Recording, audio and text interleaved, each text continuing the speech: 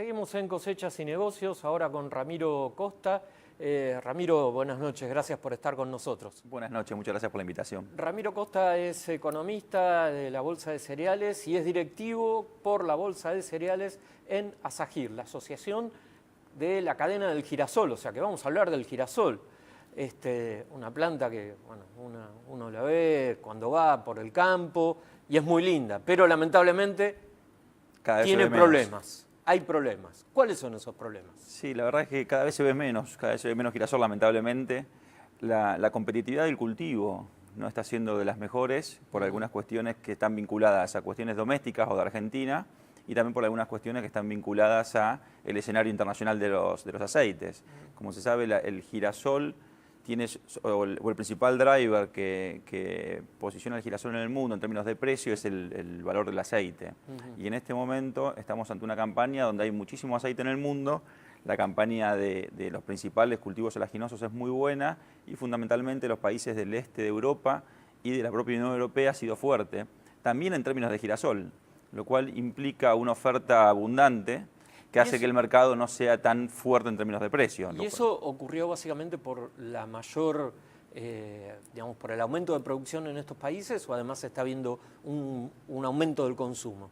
Hay un aumento del consumo que viene creciendo año a año, el crecimiento de las clases medias mundiales, el efecto del incremento poblacional, etcétera, son todos factores conocidos y bien estudiados, pero que este año el crecimiento de la producción estuvo por encima, con lo cual hay también un incremento de stocks que presiona sobre los precios a la baja. Entonces este es el primer factor condicionante a nivel mundial, pero cuando venimos hacia Argentina y vemos cómo está el escenario local, desde el punto de vista de los aceites y dadas las restricciones que tenemos de exportación de biodiesel, nosotros también presionamos sobre esa abundancia de aceites.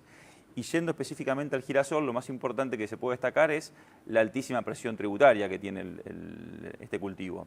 Hoy, ¿cuánto se paga de retenciones Tiene por el girasol? 32% la parte industrial de su harina y su aceite y 30% el girasol como grano, digamos. Es decir, que tiene un tratamiento impositivo que lo equipara con la soja, siendo que la competitividad del girasol es muy distinta al de la soja.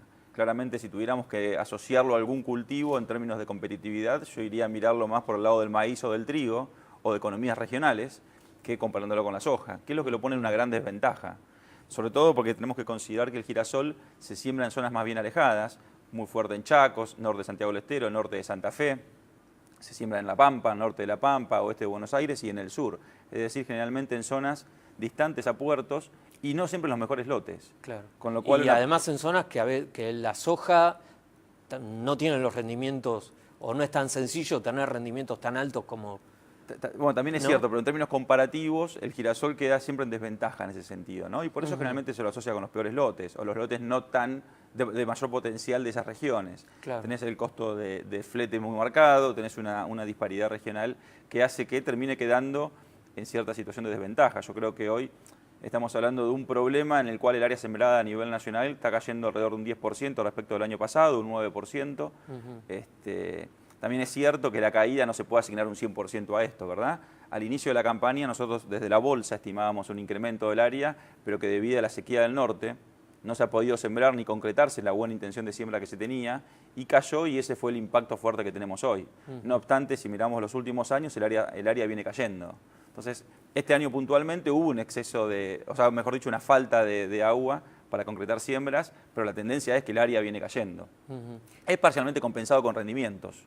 Los rendimientos de los últimos 3 años fue muy bueno y por eso el girasol es como que está ganando un lugar en estabilidad, disminución de riesgos. Se sabe que el cultivo en momentos donde el clima no es el propicio o no es el mejor, responde de una muy buena manera y eso logra compensar un poco la caída.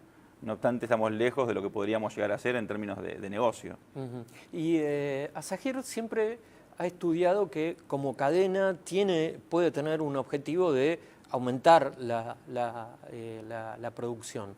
Dame un panorama de eso. ¿Cómo podría cambiar la situación de hoy con la situación de los próximos 5 años si las condiciones fueran distintas? Sí, para ponerlo en perspectiva, si miramos los últimos años, Argentina estaba más cerca de 3,5 millones, 4 millones de toneladas de producción, con algún pico de hasta 4,5 millones en algún momento de buena área sembrada acompañada de buenos rendimientos. Hoy estamos arañando los 3 millones. O sea, claramente estamos por debajo de lo que solíamos estar. Claro. Y además ASAGIR tiene un proyecto o 2 proyectos si se quiere, que lo que busca es incrementar la competitividad del cultivo, disminuyendo los costos de producción por hectárea. Son sus 2 grandes proyectos, hacer el cultivo más competitivo en todas las regiones. Y en ese sentido, por un lado, está lo que se llama el proyecto Brechas, que es disminuir la brecha que existe entre los rendimientos del cultivo en los ensayos, digamos, versus lo que se obtiene a nivel de campo. Claro. Lo ideal respecto de lo que se obtiene. Claro. Naturalmente, ir al ideal 100% es muy difícil, pero si al menos se recortara esa brecha en un 50%, estaríamos hablando de rendimientos más importantes, con lo cual nuevamente le estaríamos dando una chance al girasol para que logre recuperar el área que viene cediendo año a año. Que hoy la tecnología para hacerlo está disponible. Sí, hoy la tecnología existe, como te decía, es contra lo que existe, no contra un potencial teórico. Lo que se está trabajando muy bien es identificar esas causas y darle todas las herramientas posibles al productor y a la cadena en general, a todos los distintos eslabones, para que se logre comunicar cuáles son los pasos a seguir, los procesos para lograr mejorar el rendimiento promedio de las distintas regiones. Claro, y además el girasol tuvo el problema de las palomas, el ataque, ¿no?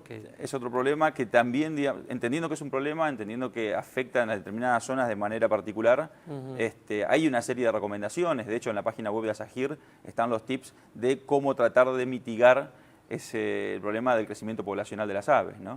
Que afecta al rendimiento. Para ponerlo en perspectiva, nosotros ya estamos organizando el congreso del año que viene, el Congreso Nacional de Girasol, en el cual lo que se va a plantear es todo lo que se ha venido avanzando desde el estudio de la cadena para mejorar el potencial tecnológico del cultivo, mejorar los rendimientos, bajar los costos y por supuesto que haciendo toda la actividad necesaria para comprender que el girasol no es la soja y que requiere un tratamiento impositivo distinto. ¿No? Si pensábamos el Chaco, Santiago, La Pampa, sur de provincia de Buenos Aires, son todas zonas que realmente sería mejor darle una chance, digamos, a que el cultivo crezca en detrimento de una proporción tan alta de soja. Claro. En términos de diversificar la producción, en términos de distribuir el riesgo en distintos cultivos, mejorar la rotación de los suelos, es decir, y además darle chances también a las economías regionales, ¿no?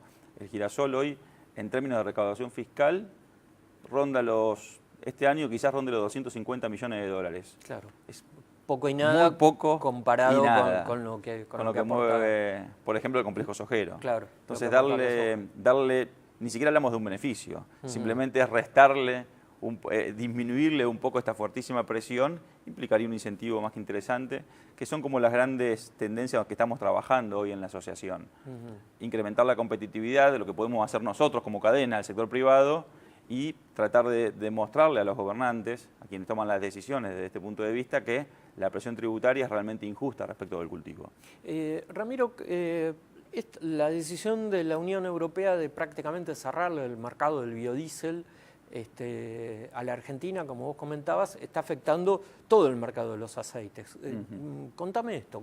Bueno, por un lado, como bien decías, Argentina creció muy fuerte en la producción de biodiesel hasta el punto de lograr ser el primer exportador mundial de biodiesel. Es decir, atento a una señal de mercado, la industria respondió con inversiones, con fuertes inversiones, y logró ser muy competitiva, tanto como lo es en la parte de crushing de soja y en la parte de producción de soja, porque fundamentalmente es con soja el biodiesel, y lograr ganar mercados y acceder a la Unión Europea, por ejemplo. Este fallo de la Unión Europea, en el cual nos deja fuera del mercado, implica que hoy en día la industria está operando a un 40% de su capacidad instalada. Es decir, que los costos son altísimos respecto a lo que se está produciendo y muchísimas plantas están empezando a parar directamente o a cortar su producción. Eso lo que implica es que el aceite se tiene que vender como aceite, ya no industrializado en su segunda etapa como biodiesel. No una etapa más. Y tenemos que salir a recuperar los mercados. Claro. Y eso implica un descuento de precio. Lógicamente tenés que entrar en mercados en los cuales no estabas con una abundancia de aceite que termina afectando la formación del precio de los granos domésticos en Argentina. Tanto a la soja en este caso, pero también a todos los otros cultivos vinculados a la producción de aceites. Y termina afectado el aceite de girasol. Por supuesto. Claro. Al haber una abundancia de aceites, generalmente se lo analiza al girasol como un cultivo, como un aceite de nicho, pero en realidad compite con los restantes aceites. Entonces, si hay abundancia de los otros aceites, afecta el precio de todos. Y eso termina afectando el precio del grano que recibe el productor. Entonces, una cuestión que quizás parece alejada, el biodiesel, Europa, ¿qué tiene que ver con el girasol? En realidad afecta a todos los cultivos y en aquellos que en realidad deberíamos tener el foco para lograr incrementar el área sembrada en lugar de retraerla. Lo mismo sucede, por otras situaciones, con la caída del área sembrada que se ve en trigo, con la caída del área sembrada que se ve en maíz, ahora lo vemos con girasol. Es decir, el escenario, bueno, en cebada, que había tenido un fuerte incremento en los últimos años, una retracción de 300.000 hectáreas de una campaña respecto de la otra. Claro. Entonces hay como una mayor concentración hacia la soja porque los cultivos van lentamente perdiendo competitividad. El precio del aceite, recién hablábamos, puesto en comparación interanual, está alrededor de $100 por debajo del año pasado, con costos que han crecido. Claro, sí, O sea, entonces no es un incentivo para producir. Tal cual. Bueno, Ramiro Costa, buenas noches. Bueno, gracias por estar con nosotros. Muchísimas gracias por la invitación. Y a ustedes los espero el próximo miércoles en Cosechas y Negocios.